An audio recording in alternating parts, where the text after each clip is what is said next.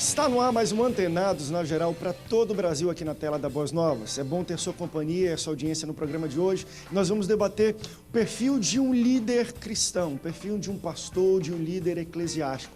Quais são as características que um líder, lembre-se, eu não estou falando só de pastor, eu estou falando de líder, precisa. Quais são os critérios? Autoridade? Tem que ser carismático. Vamos falar muito hoje de uma entrevista interessante que vimos na televisão do Papa, que ele falou um pouco e parece que ele mudou o rumo da direção da liderança da Igreja Católica, quais impactos isso terá.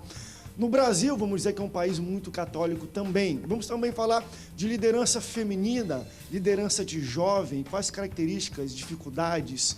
Será que essa questão de mulher em algumas igrejas não pode ser, pastor, uma questão teológica ou é uma questão social? Porque não é só na igreja que mulher às vezes tem dificuldade de liderança, não. Em qualquer outro local ou empresa. Vamos também falar sobre isso e várias outras coisas aqui no Antenados na Geral. Você que é líder, você que é pastor ou está tentando, estudando e procurando ser um líder em sua igreja ou sua comunidade eclesiástica, participe conosco, mande a sua pergunta durante o Antenados. Aqui embaixo vamos colocar os contatos para você interagir conosco, para falar um pouco sobre liderança e perfil de liderança eclesiástica. Recebo ele que é pastor da Igreja Assembleia de Deus, ele é professor e também escritor, pastor Rubens Teixeira. Pastor Rubens, bem-vindo ao Antenados na Geral. Prazer meu, André, estar aqui com você, com os telespectadores e com os companheiros de debate que serão apresentados. Muito obrigado, Deus abençoe vocês. Obrigado pela presença, também recebo ele que é pastor, formado em teologia, ele é capelão e juiz de paz, pastor Júlio César Laino. Pastor Júlio, bem-vindo ao Antenados. André, Deus abençoe, tema bastante vasto, né? E vai ser muito bom. Creio que vai ser Vamos traçar os perfis da liderança hoje aqui no Brasil e no mundo. Vai ser bom, a gente vai aprender muita coisa. Também com ele que é teólogo, conferencista e pastor do ministério Eu Não Estou Só, Felipe Heinrich. Felipe, olha, o Heinrich já mexeu aqui na língua, aqui é difícil falar esse nome aí. Não adianta, eu falo que você pode usar para limpar a garganta, entendeu? Mas é uma alegria estar aqui de novo. Num tempo em que a liderança tem sido tão deturpada, todo mundo quer o poder, mas nem sempre as responsabilidades, eu acho que esse tema é oportuno e relevante.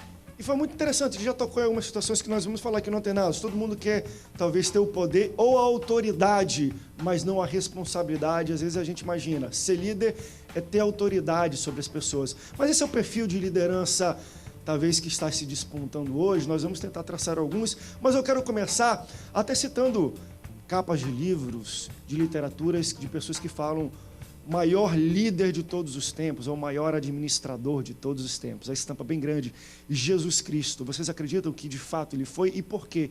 Quais são as características, qual o perfil de liderança de Jesus que hoje a gente precisa prestar atenção e aplicar, pastor Rubens, se você imagina?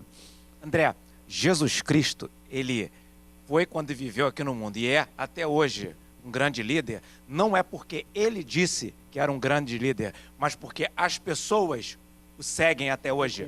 Alguém que dividiu a contagem de anos antes dele e depois dele, realmente é uma pessoa que marcou e até hoje marca a vida das pessoas. Então, na verdade, a gente observa que os líderes, eles não são líderes porque eles se impõem como líderes, mas porque as pessoas o seguem. E quem diz que alguém é líder não é apenas o que ele acha sobre ele mesmo, mas o que as pessoas acham sobre ele. E é diferente de alguém que é chefe, por exemplo. O chefe, ele pode ter uma instituição formal, ele pode ter recebido um comissionamento, uma função de chefia. Ele pode mandar, ter poder de mando e até de punir os seus subordinados. Mas o chefe não necessariamente é um líder. E alguém que não tem qualquer posição de chefia, essa pessoa que não está ali com um grupo de pessoas sob sua responsabilidade formal, pode ser também um líder, porque ser líder está mais ligado ao poder de influenciar do que ao poder de mandar, porque a obediência a um líder, ela não acontece porque as pessoas são obrigadas a fazê-la, mas principalmente porque as pessoas querem fazer. Júlio, você concorda? Interessante, só pegando um ganchinho que ele está falando, que Deus ele cria o homem para ser líder, né? Lá em Gênesis capítulo 1, versículo 26, fala assim, e façamos o homem à imagem e semelhança, e ele domine sobre todas as coisas. Então, a liderança, ela está embutida na nossa essência. E Jesus, esse nome precioso, esse homem que mudou a história, como o pastor falou, a liderança de Jesus, ela quebra todos alguns conceitos que nós temos hoje de liderança cristã. No tempo dele, ele quebrou muitos conceitos de chefia, né? Não vou falar de liderança. Tinha muito chefe e ele chegou como um líder. A gente viu isso muito acontecer, né? Com certeza. Ele consegue atrair as pessoas oferecendo não o que a religião da época oferecia, mas oferecendo coisas totalmente diferentes à realidade da época. Porque a religião da época era rica, a religião da época ostentava, e Jesus não. Jesus vem humilde, vem manso, vem tranquilo, e ele consegue atrair a ele líderes, porque ele gerou líderes, né? E esses líderes conseguem também, através do exemplo de Jesus, atrair multidões. É igual nós hoje, até hoje nós trazemos e atraímos pessoas através do exemplo que ele nos deixou lá atrás. Então Jesus foi fantástico, o líder. Ele nasceu numa época que não tinha Google. Então o que ele fazia não aparecia na mídia. Ele era pobre, de uma família que ninguém conhecia direito, era um filho de um carpinteiro, que as pessoas sequer lembravam do nome de José. Cresceu em Nazaré, uma cidade esquecida por todos. Ficou até aos 30 anos anonimamente, cuidando da sua casa. De repente, ele escolhe 12 pessoas, que quase ninguém dava nada por essas pessoas. Ele pega essas pessoas nos piores lugares. Ele escolhe Pedro, que era um empregado pescador. Mateus, cobrador de impostos. E entre todos os outros, Pedro, André, Tiago, João, Filipe, Bartolomeu, Tomé, Mateus, Tiago, Tadeu, Simão e Judas. Pessoas esquecidas, algumas marginalizadas. E com esses 12, ele transforma a história da humanidade. Como? Dando exemplo. Ele ensinou perdão, mas ele mostrou o perdão. Quando Pedro, seu melhor amigo, o trai, o primeiro encontro depois com Pedro, ele olha nos olhos e fala: você me ama? Ele tinha ensinado perdão a vida inteira. No momento que ele é traído, ele oferece o perdão. Ele diz: você chora? Que bom, você vai ser consolado. Você tem fome e sede de justiça? Tudo bem, você será farto. Olhar para as coisas do alto. Jesus passa 3 anos investindo em pessoas e não em coisas. Quando ele morre, as pessoas estavam dispostas a defender a causa dele, a lutar e dar a vida por ele. E aí você fala: mas existem outros líderes que passaram pela terra que também pessoas dão a vidas, como o Jihad, né? Através do Islã, através do budismo de Siddhartha Gautama, Buda. Mas a diferença é que, além de ser uma pessoa boa, como um Gandhi foi, ensinou coisas positivas, tudo o que o nosso Cristo disse e profetizou se cumpriu. Há uma diferença entre você simplesmente fazer o bem e você, além de fazer o bem, prever e as coisas acontecerem. A partir do momento, e aí por isso o Evangelho cria tanta força, até hoje, quando nós vemos as profecias de Jesus se cumprindo, ela ativa em nós aquela fé e gera em nós um desejo de morrer por ele novamente. Isso é um líder. Uma coisa interessante que eu já vi alguns pastores até pontuando em debates, e eu achei bastante interessante, foi justamente essa característica da questão da liderança, e não de ser um chefe, mas eles falando, porque hoje a gente imagina, um grande líder é uma pessoa que consegue atrair e concentrar um grande número de pessoas. Jesus até poderia fazer isso. Mas um dos pontos levantados nesse debate que eu achei muito interessante foi a característica de um grande líder não é alguém necessariamente que atrai um grande número de pessoas, mas que consegue formar outros líderes. Jesus fez os dois. Ele conseguia, de fato, atrair multidão se ele quisesse, mas, de fato, ele gastava, às vezes, mais tempo com os 12 do que gastava com a multidão, porque ele achava muito mais interessante ter alguém que vinha depois dele fazer até coisas maiores, como ele disse que fariam, do que trazer para si aquilo, trazer para si: olha, tá vendo, eu consigo botar muita gente. Mas parece que ele se exalta mais no conseguir formar discípulos. Nem todos os 12 foram bem, vamos dizer assim, foram bem formados, embora tiveram o melhor professor que existia.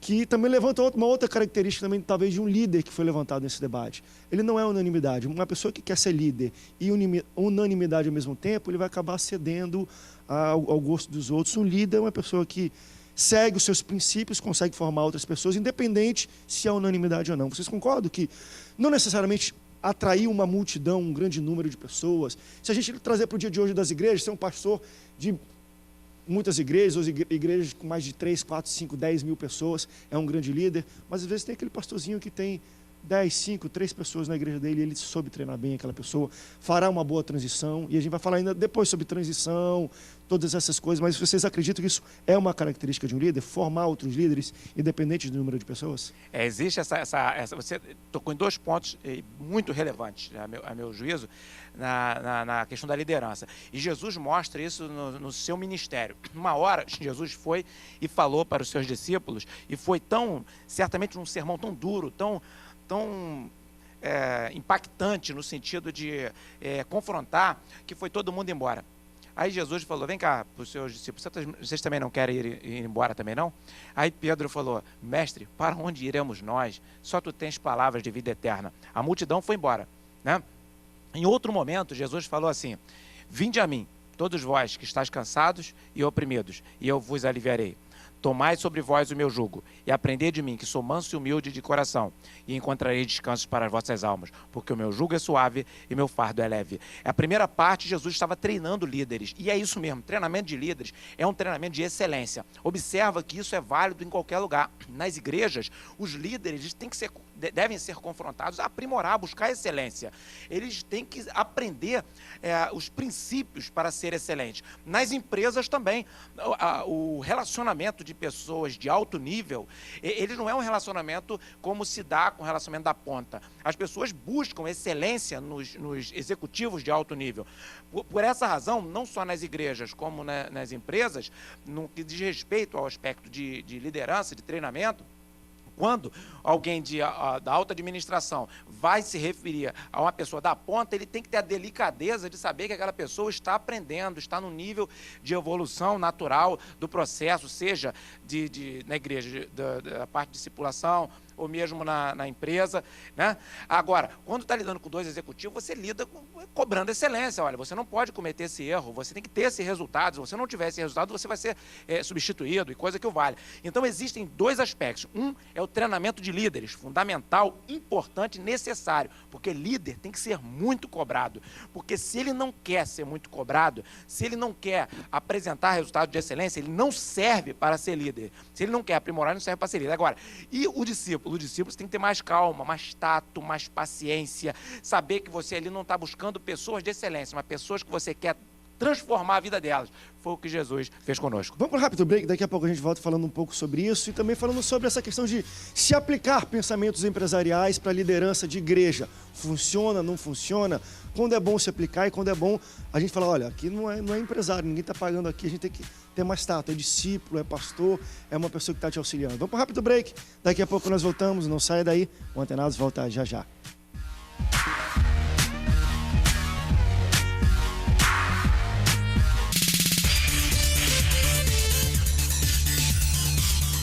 Estamos de volta, segundo bloco do Antenados na Geral, falando um pouco sobre o perfil de um líder eclesiástico, de um pastor, de um líder na igreja. Nesse segundo bloco nós vamos querer um pouco abordar sobre, primeiro, características ou perfis de um bom líder. Nós falamos um pouco sobre formar outros líderes. Mas também estamos abordando uma questão de, será que nós conseguimos aplicar alguns pensamentos, ou vamos dizer assim, doutrinas empresariais, do dia a dia empresarial, para uma igreja ou para uma instituição eclesiástica? Você acha que às vezes se aplica isso para a formação de outros líderes? Muito se procura em questão até da política, procurar posições de liderança, em questões de empresas, de marketing e tal, mas eu acredito na Bíblia. Eu vejo a Bíblia como o livro que ensina a liderança. Na Bíblia você encontra, por exemplo, execuções de projetos e liderança de Neemias, por exemplo. Neemias foi perfeito. Daniel. Você encontra, por exemplo, um camarada como Davi que foi bom líder no reino e não teve liderança em casa. Então a Bíblia ela nos ensina vários aspectos e completa a nossa ideia de liderança. Acho que não precisa a gente correr para o outro lado. A Bíblia. Se o rapaz tem uma igreja imensa, com 10 mil pessoas, pode ser que ele seja um excelente líder, ou pode ser que ele seja simplesmente um homem muito carismático. Aquele pequenininho que está lá com 2, 3, 10, 20, 100, pode ser que ele seja um bom líder, ou pode ser que ele tenha uma pregação ruim mesmo. Ou o lugar não tem como crescer, ou Deus está trabalhando ainda. Mas uma coisa é certa, se ele não cria novos líderes, ele não é líder. Isso é fato. Eu posso te dizer algumas coisas que te digam que você é um líder, mas eu te digo uma coisa que garante que você não será um. Se você não treina pessoas para se tornarem líderes, você não é um líder. Você é tudo. Você é um egocêntrico, você quer aparecer, você é um cara vaidoso, orgulhoso, mas líder você não é. E sobre regimes empresariais dentro da igreja. Eu acredito que alguns podem ser aplicados porque muitas empresas são baseadas em regimes bíblicos. Eu ia tocar até nisso. A gente vê, pelo menos historicamente, nos Estados Unidos havia muito isso, de grandes presidentes tendo pastores como conselheiros. Exatamente. E o pessoal pensa que é... E eu conversei com eu falei pro pessoal, com o pastor Rick Warren, um grande pastor, que hoje é conselheiro do presidente Obama nos Estados Unidos. Ele é chamado. E às vezes a pessoa imagina, está chamando ele para orar pelo pastor. Billy não é para... Billy Graham foi um dos maiores. É. Mas o pessoal imagina assim, um pastor quando vai aconselhar um presidente, ele vai orar, tudo bem. Pelo contrário, ele vai dar conselhos de administração e liderança pública. Como é que pode? Ou seja, A advocacia, Bíblia... ela tem muito baseado na Bíblia, nas leis de bíblicas. cabeceira, né? Não, olha só. Isso que é interessante. Agora Na deixa eu verdade, quem é fazer- fonte é a Bíblia. A gente fala administração, não sei o quê. A Bíblia que é a Vai. fonte para administração de advocacia. Eu vou dar, agora deixa eu fazer aqui, porque eu sou, agora não tenho como me furtar disso. O livro As 25 Leis Bíblicas do Sucesso, que é um livro que eu escrevi com o William Douglas, e o prefácio do Ike Batista, que é um grande empresário, vários pastores, alguns pastores já disseram, eu já preguei o seu livro. Já teve pastor que já falou, eu já preguei seu livro inteiro. Preguei, eu não dei palestra não, porque o livro, ele tem menos de 200 páginas e mais de 200 citações bíblicas, ou seja, mais de uma citação por página. É um livro que fala de administração e negócios, todo baseado na Bíblia, não é de teologia da prosperidade ou qualquer outra forma de teologia. Livro de administração e negócios, já foi mais bem posicionado. Primeiro colocado nos principais rankings do Brasil, Veja, Folha de São Paulo, Publish News, Você S.A., já está sendo lançado em vários países do mundo e é um livro baseado na Bíblia. Então, e empresários também usam como livro de cabeceira para sua administração. Por quê? Porque o irmão falou, a Bíblia, ela é fonte de inspiração para vários assuntos. Ela é fonte de inspiração para a administração, mas uma enorme fonte de administração. Está aí esse livro, As 25 Leis Bíblicas do Sucesso. É fonte de administração por direito, é uma enorme fonte. Quer ver um negócio? As leis da guerra, tem Deuteronômio, se não me engano, no capítulo 20. Deus fala lá para o povo de Israel, leis da guerra. Quando você chegar diante do seu inimigo para guerrear, ofereça-lhe, primeiramente, a paz. Ou seja, acordo. Isso é o fundamento do direito em vários aspectos. Então, a Bíblia, os 10 mandamentos, são normas jurídicas extremamente importantes no nosso ordenamento jurídico brasileiro e no mundo inteiro.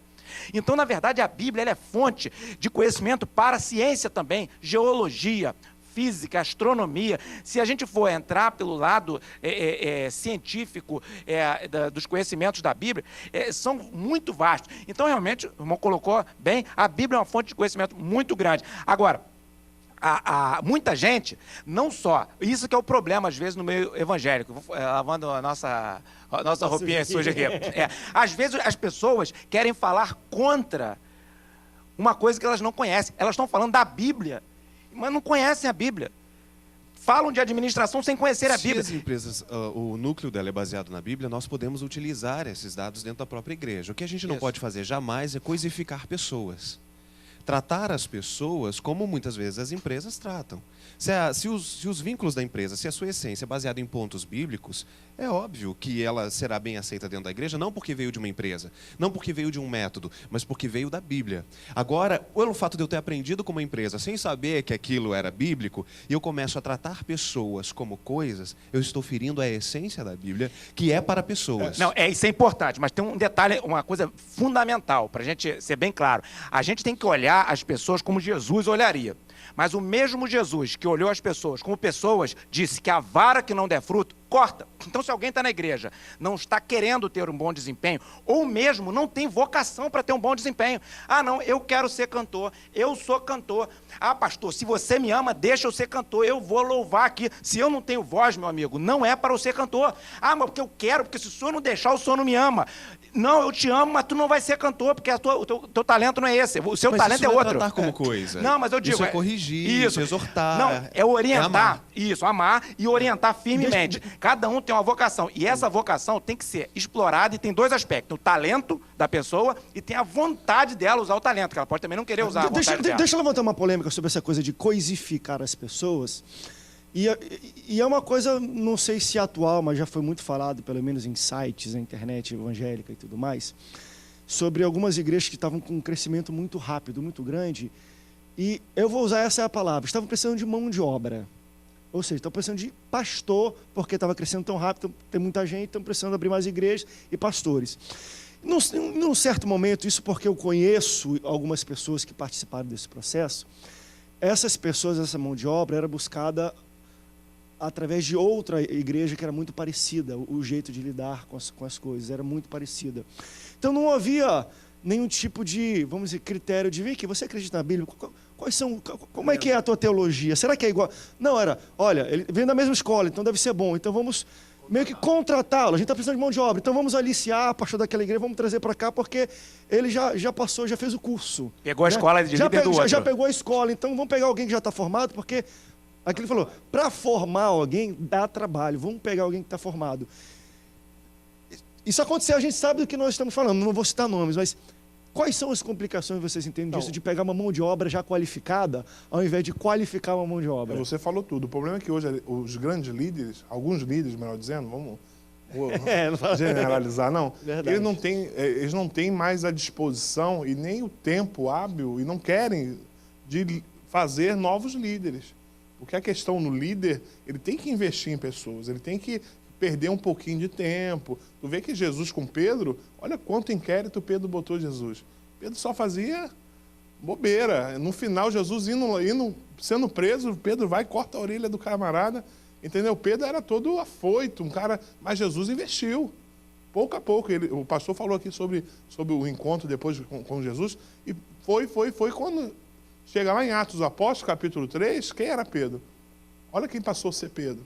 Pedro prega, 3.000 homens aceitando Jesus, por quê? Porque teve a escola, Jesus passou ali 3 anos e um pouquinho trabalhando com ele. E hoje, infelizmente, a gente quer pegar pronto. Entendendo? Eu quero trazer, poxa, quem dera se o... Não deixa de ser a coisificação de pessoas. Eu não quero líder, eu quero mão de obra. Exatamente. Jesus não treinou todo mundo. Ele treinou 12. Os 12, cada um, foram treinando outras pessoas. Às vezes a gente não quer ter o trabalho nem de treinar os nossos próximos para que eles treinem pessoas. É mais fácil contratar pronto. Só que aí o tempo mostra o quão isso é errado. Porque chega lá na frente, aquelas pessoas, elas não têm um vínculo de amor, elas não têm um vínculo de dedicação, um vínculo de investimento. Na primeira oportunidade, aquela pessoa racha, vai criar uma denominação própria. A história vem mostrando isso com o passar do tempo. E aí que gera o grande problema. Jesus gastou 3 anos nos 12.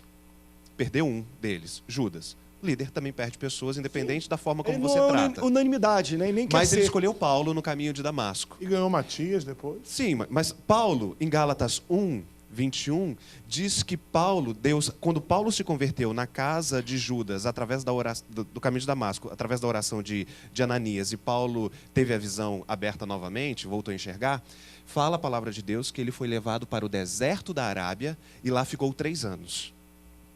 Depois ele volta e o Senhor envia para a Síria e para a Cilícia e ele fica mais 14 anos. O mesmo tempo que o Senhor treinou os 12, enquanto ele estava em vivo, ele passou com Paulo 3 anos no deserto. O Senhor deu o mesmo treinamento. Só que olha só, Paulo era um dos homens mais importantes de Jerusalém. Ele foi treinado aos pés de Gamaliel, que era o principal dos sacerdotes, o mais conceituado. Ele era da tribo de Benjamim, a principal tribo de Israel. O nome dele era tão importante que tinha o nome do primeiro rei de Israel, Saul. O nome dele era Saulo, em homenagem ao primeiro rei. Paulo falava vários idiomas, sabia a Torá de cor. No entanto, o fato dele ter toda essa bagagem não significa que quando ele se converteu ele foi líder. Nosso problema também está que quando alguém, principalmente vem do mundo, é famoso, é um cantor, é um pregador, chega dentro da igreja, aceitei Jesus, no domingo seguinte está dando testemunho. Isso não significa ser líder. A palavra de Deus é muito clara. Neófito não pode ser líder. O que é neófito? Recém-convertido. E se você quer ser um líder, tanto Atos 6 quanto 1 Timóteo 3 te dá uma referência. Mas é complicado. É complicado ser esposo de uma só mulher. É complicado ter boa reputação com os de dentro e com os de fora. É complicado ser apaziguador e não maledicente.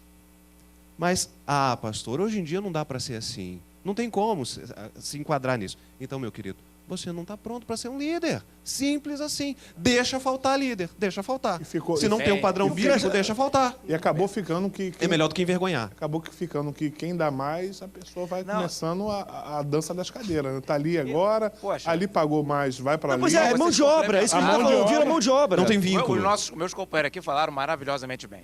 Primeiro, se eu fui aliciado por ele, o próximo que vai querer me aliciar, certeza. se me oferecer mais, eu vou também. Não tenho Sim. amor. Né? Eu estou reproduzindo o que vocês falaram. Eu não tenho amor ao trabalho que está ali. Eu tenho amor tipo assim, ao meu status, à minha posição, aos resultados que estão vindo para mim e ao que vocês têm a me oferecer. E isso realmente, assim, é maravilhoso. Deus certamente orientou vocês, que falaram muito, muito interessante o que vocês falaram. Aí o cara tem um nome do passado, aproveita esse nome e bota o ex. O ex, alguma coisa, dá um peso legal, infelizmente. Em vez de chegar e falar assim, olha, eu tenho vergonha. Eu vou falar como, se você quer que eu diga para você como é que eu era.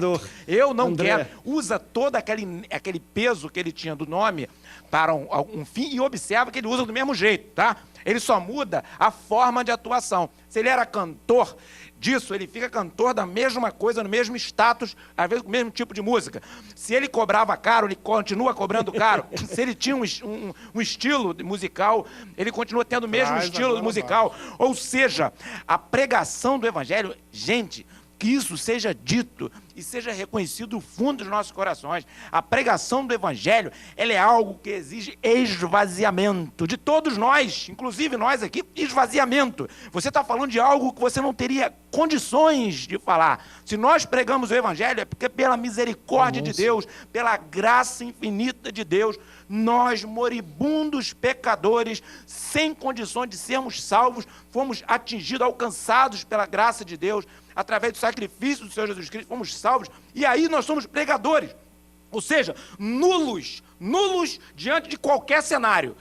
Mas Deus fala, olha, eu quero você, eu te amo, você está salvo, e agora eu vou deixar, você vai pregar, você vai ser minha testemunha. Gente, isso não envolve um aparato humano. Que importa, gente, olha só, que importa a quantidade de curso que um cara tem, que importa a influência que uma pessoa tem, que importa tudo isso, o nome que a pessoa tem, o que importa é o Espírito de Deus, que pela misericórdia infinita dele, dá a graça de nós pregarmos. Isso, eu sou um pregador, e nós somos aqui igualzinho o irmão analfabeto que está no interior da Amazônia, eu estou falando analfabeto com muito carinho, é porque não deram escola para ele, tá?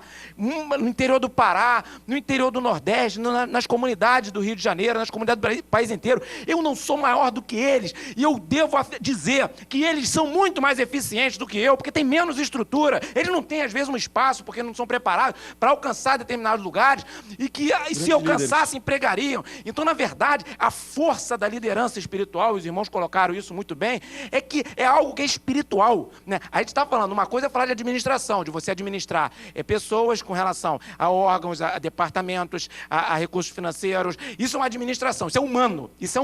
A administração da obra de Deus é humana. Agora, a obra de Deus em si, a questão espiritual, é dirigida pelo Espírito Santo de Deus, que é uma sabedoria, é uma liderança que não é algo humanamente decifrável e nem assim precisa de legitimação humana, porque não legitimaram Jesus Cristo, mataram ele e não teve problema nenhum, que o evangelho está aí. Bom exemplo disso, uma vez o pastor Samuel Câmara, e ele já falou isso até em televisão, uma vez visitou para o interior do Amazonas, estava visitando todas as igrejas, líderes, presbíteros e pastores e tudo mais.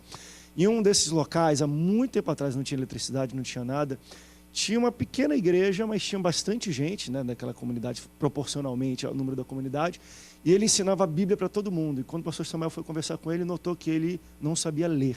Então, como é que ele poderia ensinar a Bíblia para os outros sem saber ler? É a liderança que vem do Espírito Santo, não tem como a gente falar mais, tá? Vamos para um rápido intervalo, daqui a pouco nós voltamos. Eu vou querer falar agora um pouco sobre a mudança de liderança e qual o impacto isso vai ter na igreja evangélica. Eu estou falando da entrevista que o Papa deu. Ele falou algumas coisas que ele deixou bem claro o rumo, talvez, da liderança da igreja católica, da proximidade das pessoas. Falou um pouco da perda de católicos para os evangélicos e levantou também muitas polêmicas, quando falou que, olha, está na igreja todo dia, mas lá, quando ele abriu o armário, tem uma imagenzinha lá na casa dele que ele escondia das pessoas. A gente vai debater um pouco sobre isso, os rumos da liderança católica e qual qual vai ser o impacto disso no Brasil e nos evangélicos. Não saia daí, a gente volta já já.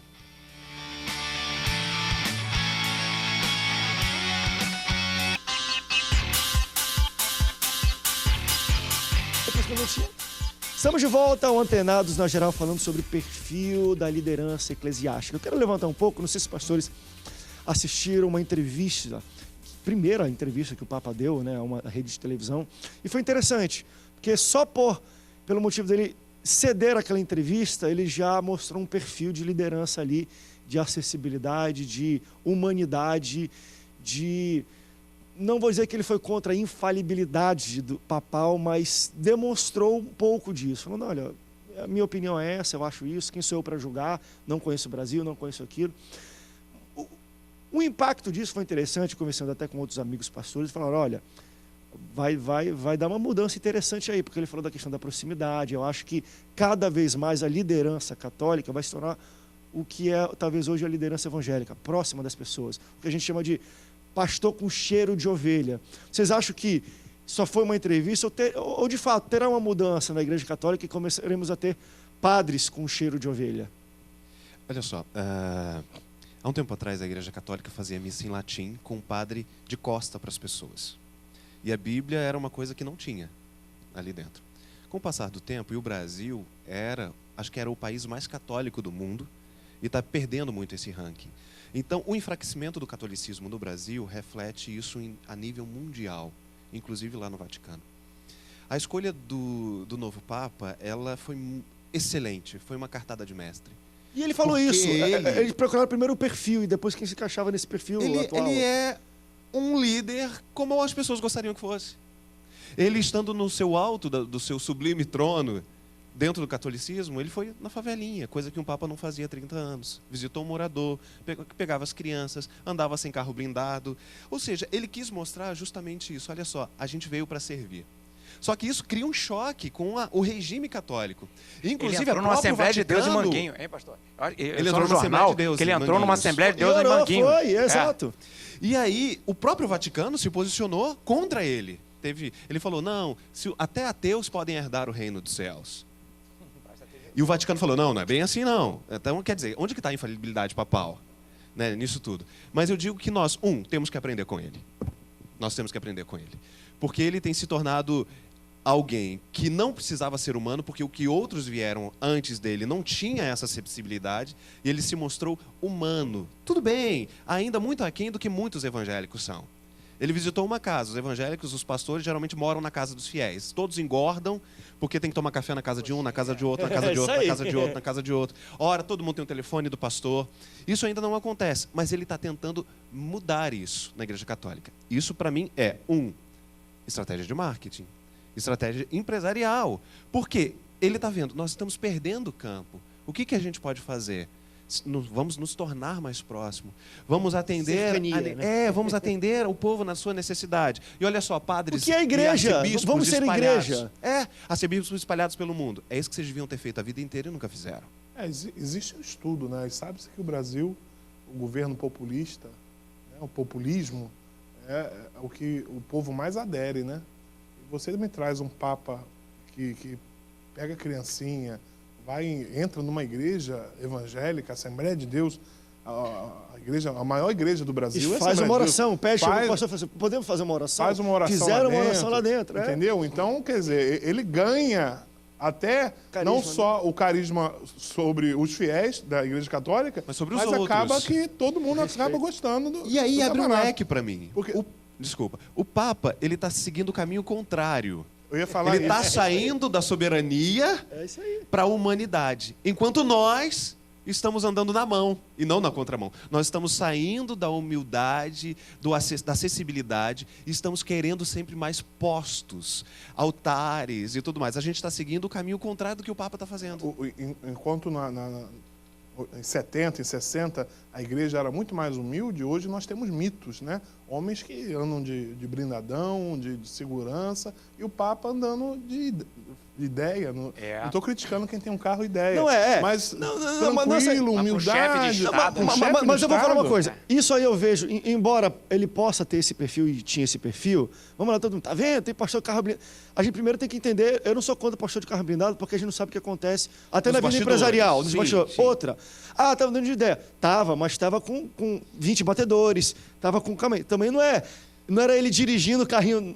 É porque a pessoa às vezes. Com certeza. A pessoa, tá vendo o carrinho? Eu falei, calma aí, gente, tudo bem, estava andando, mas estava com 15 seguranças, com 20 batedores. Assim, qualquer pastor anda até de moto, né? Então, mas pro conceito. Só para não. Não, sim, mas a minha preocupação não é pontuar. essa. A minha preocupação é que ele não precisava fazer isso, porque os que vieram antes dele não fizeram, e ele resolveu fazer. Enquanto a gente, que sempre foi chamado para estar nas casas com cheiros de ovelhas, basta dar um pouquinho mais de poder e a gente começa assim, não, meu telefone eu não passo, só com hora marcada, não, a minha capa tem que ser com fios de ouro. Uma coisa interessante, Jesus Cristo, a gente já citou esse versículo aqui antes, Jesus Cristo falou, aprendei de mim que sou manso e humilde de coração, encontrareis descanso para as vossas almas. Pegando um gancho na palavra do André, existem pastores que... Porque o bom gosto, a pessoa ter bom gosto, não é ruim. Às vezes a pessoa tem condição de ter um bom carro. Isso não é ruim. Isso não vai fazer dele uma pessoa arrogante nem distante dos outros. E às vezes a pessoa tem um carro velho, não vai fazer dele uma pessoa humilde. Na verdade, é a postura das pessoas, a conduta das pessoas e que farão delas pessoas humildes ou não, pessoas acessíveis ou não, pessoas amorosas ou não. E isso é mostrado pelas referências, porque Jesus hoje não está num cavalinho montado numa mula e nem também num carro velho. Jesus hoje está sentado à destra de Deus. Jesus é o Todo-Poderoso e ele continua sendo manso e humilde de coração. Ele está à porta e bate. Agora, nós seres humanos, agora a imagem, isso é importante. Se eu for uma pessoa extremamente distante dos irmãos, do próximo, for inacessível, isso vai fazer com que as pessoas, elas não só... Isso se juntar, o aparato visual, por exemplo, um carrão, uma estrutura poderosa, um conjunto de seguranças e inacessibilidade, ou seja, uma pessoa inacessível que está sempre blindada contra qualquer coisa e quando é abordada trata com arrogância, coisa que o valha, isso mostra uma imagem ruim. E, infelizmente, algumas pessoas, por serem pessoas humanas, por serem susceptíveis à vaidade, à arrogância, até à avareza, alguns cristãos se esquecem que, às vezes, tudo aquilo que eles têm não pode fazer. Se Deus nos deu tudo, eventualmente, se Deus nos deu um aparato muito grande, isso não deve fazer de nós pessoas arrogantes. Porque se a pessoa tem bons recursos financeiros, se as pessoas têm bons aparatos, que isso seja de forma sincera usado em prol do próximo, né? Porque, na verdade, existem muitas pessoas que são ricas e são humildes. Existe o rico arrogante. E existem pessoas que são pobres e são arrogantes também. Eles só não são distantes das outras por falta de ter as coisas para colocá-las distantes. Então, o que muda a pessoa, o que mostra o tipo de pessoa que ele é, o apóstolo Paulo, era um cara extremamente culto, de uma lógica formal, uma lógica de expressão linguística maravilhosa. Paulo era gênio. Entendeu? Ninguém tem dúvida de que Paulo era um gênio, não só era gênio, como era um cara extremamente firme naquilo que falava. Portanto, ele dentro do ambiente humano dele era um cara humilde. Agora, ele era super respeitado, por tudo quanto o pastor já falou. Então, a gente tem que ter cuidado, porque a aparência não é dinheiro. Aparato tecnológico à disposição, posição, não reflete se a pessoa é humilde ou não, e nem pobreza. Até porque a cultura, infelizmente, a cultura nacional acha que humilde é pobrezinho. Não, humilde Humildade não tem a ver com dinheiro. Existe muito pobre que é arrogante. É tão arrogante que se você oferecer ajuda, ele não aceita. É tão arrogante se você chegar e falar assim, você está precisando de ajuda? Não aceita.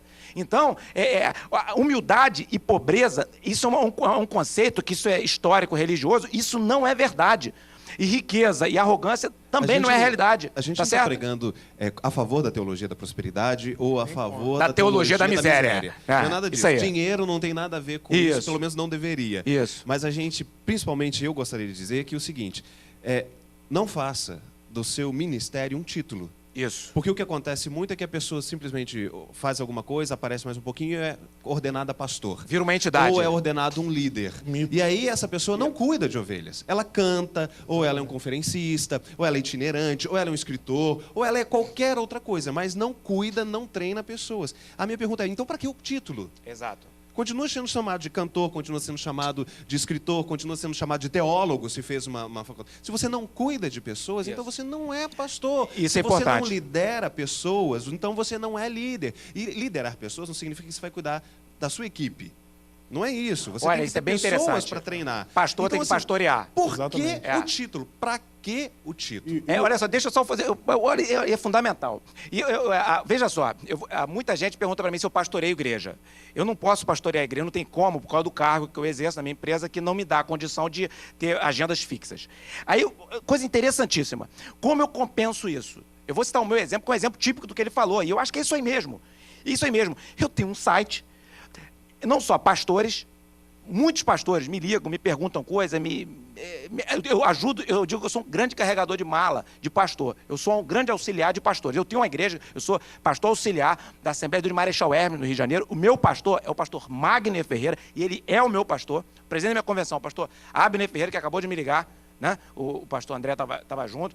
Eu presto responsabilidade, contas. Eu ajudo o pastor da minha igreja, eu ajudo e atendo uma multidão de pessoas por e-mail e, às vezes, em diversas situações, quando eu vou palestrar em diversas igrejas e locais, para tentar ajudá-las naquilo. Eu recebo e-mails do exterior, até da China, de pessoas que, através da internet, assistem palestras e me dão feedback. Então, esse negócio de cuidar de pessoas, pastor está associado a cuidar de pessoas. Se eu não sou acessível, se eu não ajudo a ninguém, se eu não dou a mão a ninguém gratuitamente, que eu digo assim, eu não tenho barreiras, as pessoas conseguem...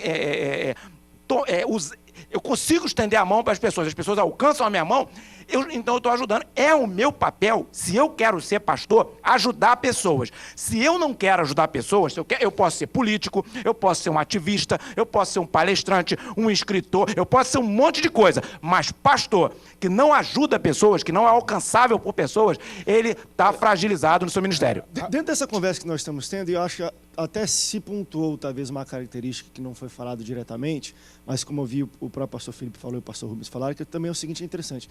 Você quer ser um bom líder? Seja um bom liderado, seja submisso à sua liderança. A gente que tem uma coisa também, a gente imagina, líder é o cara que manda em todo mundo, só que o líder, talvez um pastor hoje, um pastor presidente, você quem sabe quer ser um dia um pastor presidente de uma igreja, ou tem de fato esses sonhos e essas coisas no seu coração. Preste bastante atenção, e eu conheço muitos pastores, presidentes, sou amigos e próximos de muitos. Eles olham muito para quem está sendo liderado assim. Será que ele é um bom liderado? Ele é submisso? Porque líderes escolhem e chamam pessoas perto dele que são submissas e sabem ser lideradas. Excelente. Não chamam pessoas insubordinadas. Então, você quer ser um bom líder, quer ter a característica de um bom líder, seja um bom subordinado. Eu vou usar de novo essa palavra por causa de quê? Porque liderança e mitos. Existem muitas pessoas que são mitos, né? Que querem ser mitos. Pessoas acima de toda a humanidade, intocável. E interessante que o bom pastor chamado Jesus, ele não veio dar vida por mitos, ele deu a vida pelas ovelhas. E a Bíblia nos revela que Nicodemos, que era um mito da época, ele vem ter com Jesus à noite, cheio de não me toque, mas Jesus vai dar a palavra a ele. Ele pensava que sabia, mas na realidade Jesus fala para ele, mostra a ele que ele não sabia de nada. Por causa de quê? Porque quem acha que não é nada. Nós não somos nada. Isaías fala que nós somos caco de pó de barro. Entendeu? Então, o ser humano não foi feito para ser mito, o ser humano não foi feito para receber essa adoração. Porque a gente fala, é interessante, ele é muito humilde, tal, mas só que a adoração dispensada a ele não leva a Deus. Ele recebe. É uma questão importante. Jesus falou, quer ser o primeiro, tem que ser o último. Exatamente. Falou tudo, irmão. Chegaram para Jesus e falaram assim, bom mestre, bom é o Pai. E Jesus. Imagina a gente. Podia receber. Podia receber, toda a honra, verdade. toda a glória. Porém, carne, ele não dizia, comedor de arroz com feijão, não falou. Daqui a pouco a gente começa a glórias a mim, louvado seja o meu nome. A gente tem que ir no intervalo que estourou aqui, mas entra naquela história do pastor do irmãozinho que ligou, pastor, tem uma pessoa endemoniada aqui na igreja, pastor, não sei o que. Rapaz, esse demônio é fraquinho, expulsa ele no meu nome mesmo, que tá tudo certo. André, olha, importa, a Bíblia diz, importa que ele cresça, Aleluia. eu diminui. Tem uns que falam assim, importa que ele cresça, eu também. Tem uns que já foram mais à frente, importa que eu cresça. Ou seja, tem muita hipocrisia por aí, infelizmente. A gente vai pro rápido break, daqui a pouco a gente volta pro último bloco do Antenados de hoje. Não sai daí, a gente volta já já.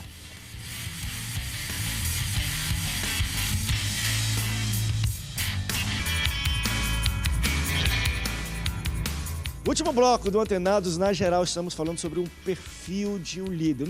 A gente já falou sobre tudo, perfil de liderança empresarial, nas igrejas, até em outras religiões.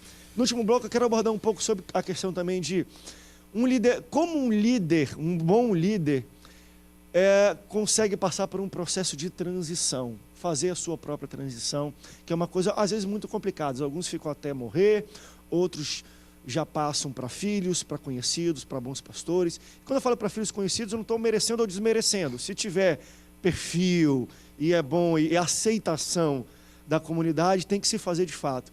Mas está aí um bom momento para ver também um líder, né? De que é feito um líder. Jesus, antes de subir, foi rapidinho, já falou, olha, vocês que vão vir depois de mim vão fazer coisas ainda maiores. Hoje, um problema de muitas das lideranças, já conversei isso aqui, às vezes não passa nem pelo seu perfil de líder, mas passa um pouco para a questão até em algumas igrejas, de respaldo financeiro. Né? Porque algumas igrejas se jubilou, não tem aposentadoria, não fez nada, a gente já fez vários debates um pouco sobre isso. Mas vamos falar um pouco sobre isso. Vocês acham que um líder deve ficar até a morte, depois passar ainda enquanto está com saúde, para a família? Como é que vocês entendem o perfil de uma sucessão de um bom líder? A questão é ministerial, né? Eu acho que o líder ele deve ficar até onde o ministério dele alcançar. Porque a passar daquilo ali já vira forçação.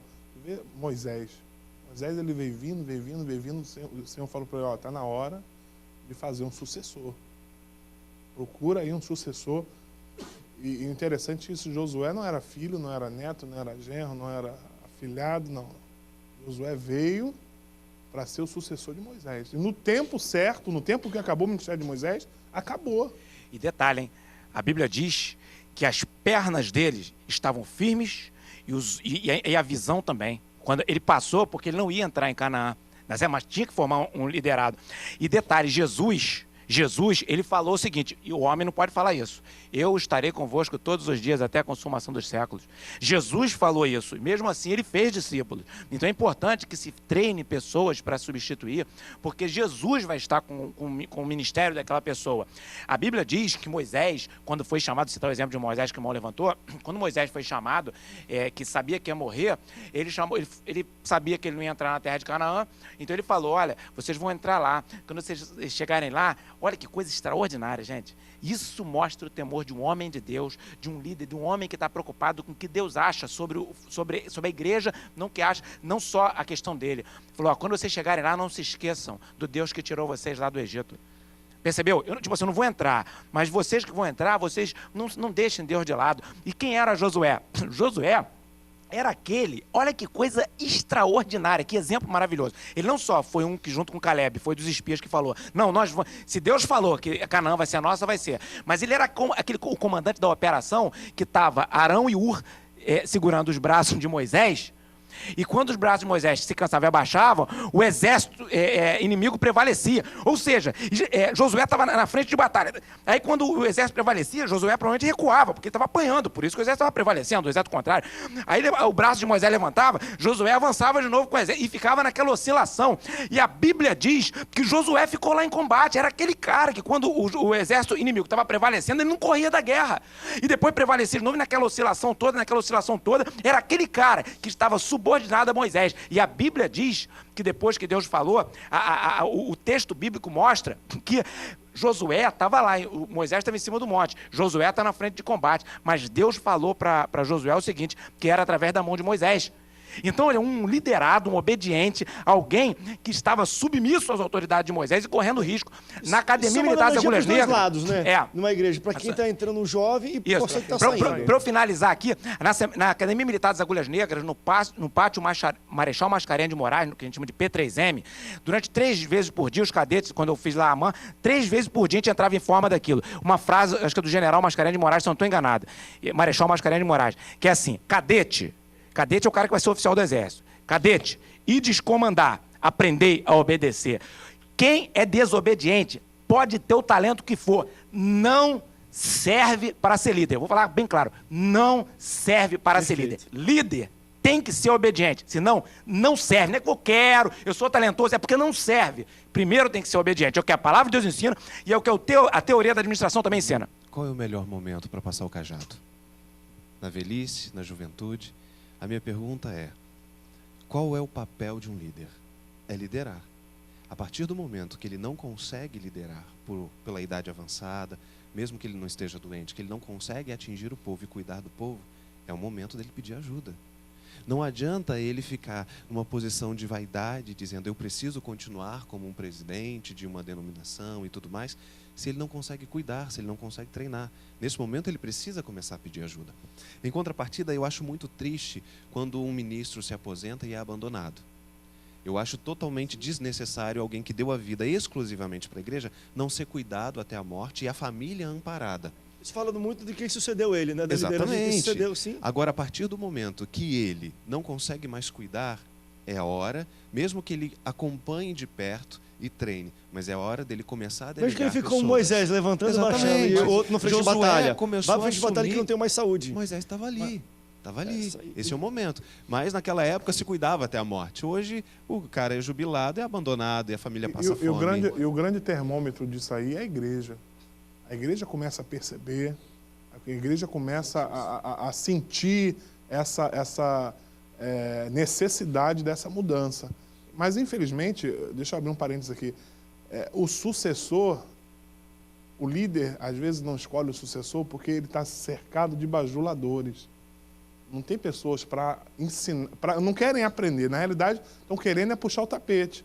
Né? Porque, às vezes, tem um nível cultural maior, às vezes fez a teologia não sabe aonde, e muito maior, conhece muito mais, prega mais, e, às vezes, ele quer derrubar o coitado, vamos supor, um velhinho, ou o idoso que está ali há 50, 60 anos na frente daquele ministério. E, às vezes, esse camarada, quando assume, não dá nem as necessidades, as honras que esse pastor precisa. A família, a viúva, se porventura há uma morte, a viúva como é que fica? Então, a igreja, ela é o termômetro disso, e eu acho que a igreja ela tinha que se empenhar mais nessa questão da sucessão pastoral. A gente tem 10 segundos para terminar o nosso programa, eu queria agradecer. E você aprendeu, né? Pelo menos características que nós tocamos de um bom líder. Primeiro, forma outros líderes. Segundo, é obediente e submisso. E terceiro, honra o líder do qual ele sucedeu. Isso são 3 coisas que a gente pode aprender e aplicar no dia a dia da liderança eclesiástica. Pastor, obrigado pela sua presença hoje no Antenados na Geral. Muito obrigado, André, aos companheiros aqui, aos telespectadores. Deus abençoe vocês. Pastor, obrigado pela sua presença no Amém. Antenados. Toda a honra, toda a glória seja dada ao nosso Senhor Jesus Cristo. Filipão, amigão, bem-vindo ao Obrigado, Antenados, seja querido, bem-vindo. que o Senhor nos ajude. Obrigado pela sua audiência, Deus te abençoe e até o próximo Antenados na Geral. Tchau, tchau.